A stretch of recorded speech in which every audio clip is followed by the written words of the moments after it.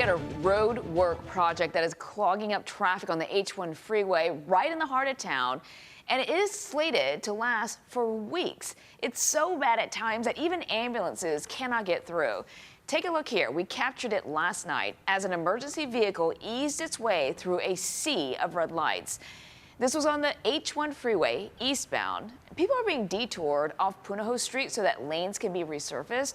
That requires the full closure of the freeway to keep crews safe. But drivers are having to deal with major delays.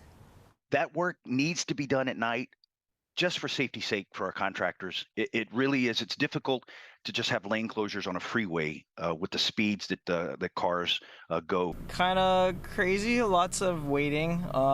Everything's kind of like towards bumper to bumper when you reach by, like I want to say the near Punch Bowl off ramp, like that area is where it starts. It's about 11 o'clock during a weekday. You don't expect it at that time because everybody would be at work or anything.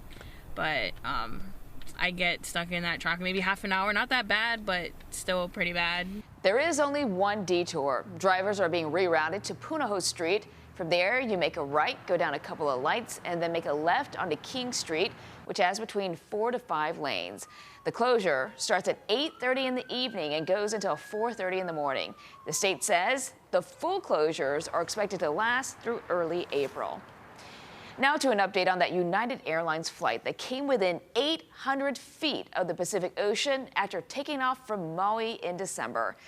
This morning, we're hearing from passengers who were on that flight who say that the weather was bad at the time, rainy with thunderstorms when they were leaving. They also said that the plane suddenly pitched up shortly after takeoff, nosedived toward the water before climbing back up again. But we took off a normal rate of climb. And then all of a sudden, the nose pitched up pretty dramatically for maybe 3 to 5 seconds. And at that point, there were a number of screams that were let out. The FAA says it reviewed the incident and took appropriate action, but didn't specify what that was.